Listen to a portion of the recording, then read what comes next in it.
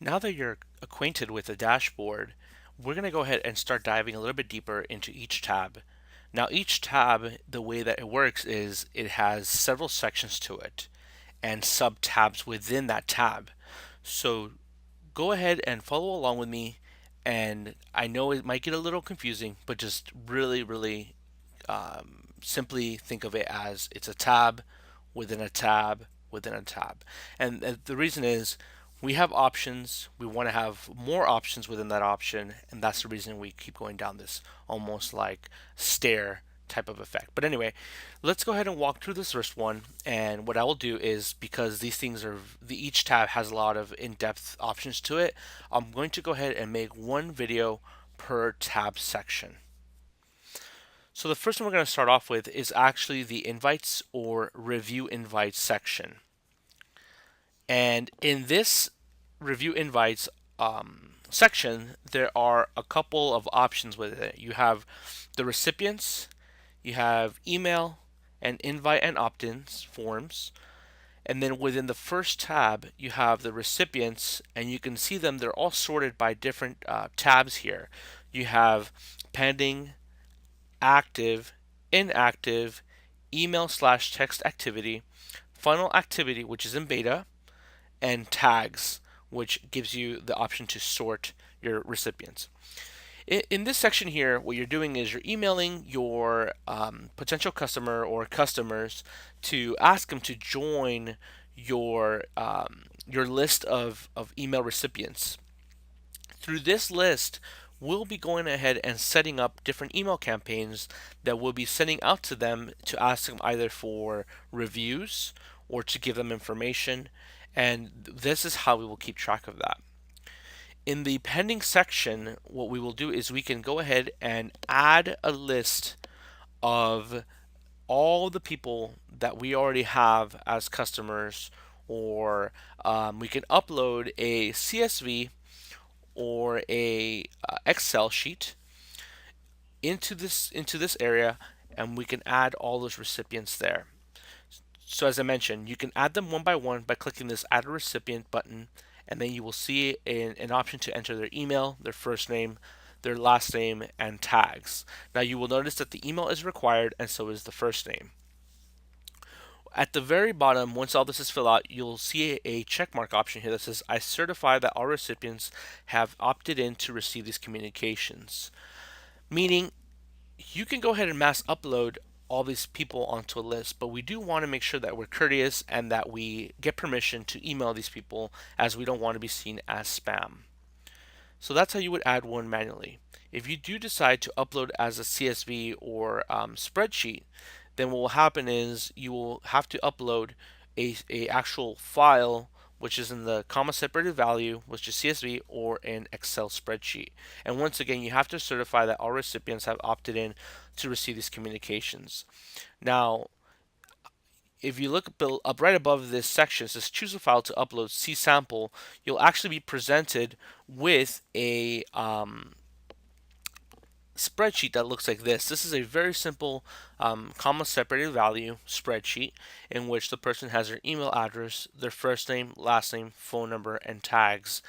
So you would just fill this pretty straightforward. Just fill this out with their email, their first name, their last name, a phone number for them, if they have one, and then the tags. Now you notice that the tags that are attached to each profile, they're all separated by a comma. So you would go ahead and add the first tag, comma, second tag, comma, and the last tag in the sequence will not have a comma in it. If it does, that can create errors, so we don't want to do that. So let's go ahead and head back over to our dashboard. Here you'll see that once you have that all set up, you can click the upload CSV, and all these people will be loaded into the pending section.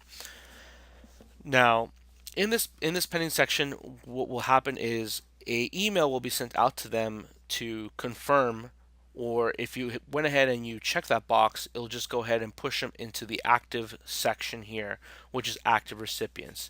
Here are all will be listed all the people that have accepted that email, and then you could start emailing them campaigns, and we'll talk about how to set those email campaigns up in a different video.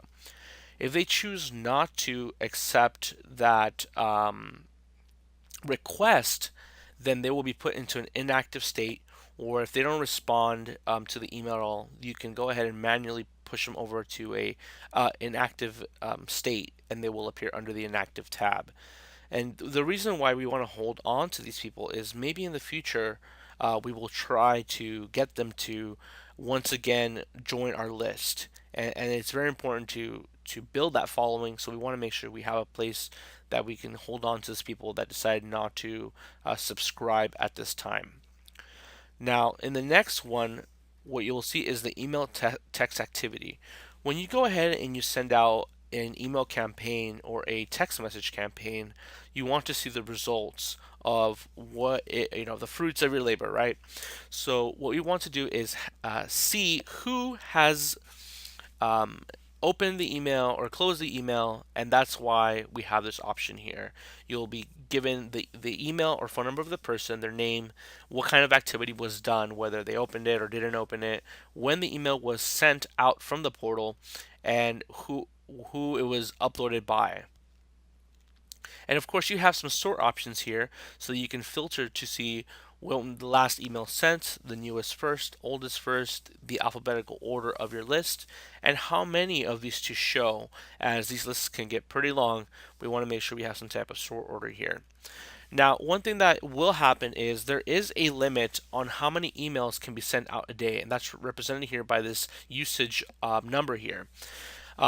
When you have, let's say, 300 people, you are limited to how many emails can be sent out a day, just because we don't want to seem as spam. And that's just a way to protect ourselves from being filtered out by some email providers. But this will not guarantee that your email will not go into a spam folder.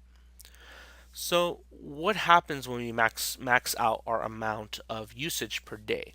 What happens is once we hit our limit of 100, the email system will stop emailing out.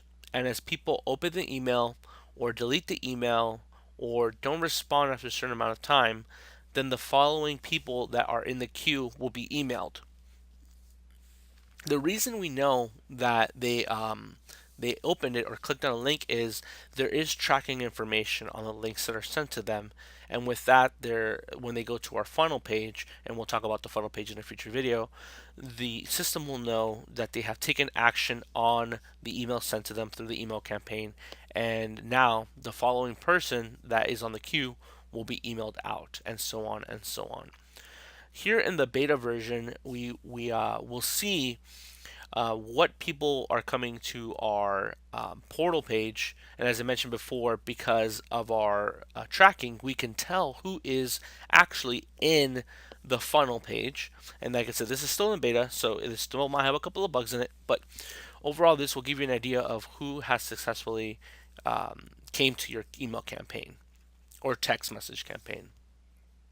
And then we have the tag section.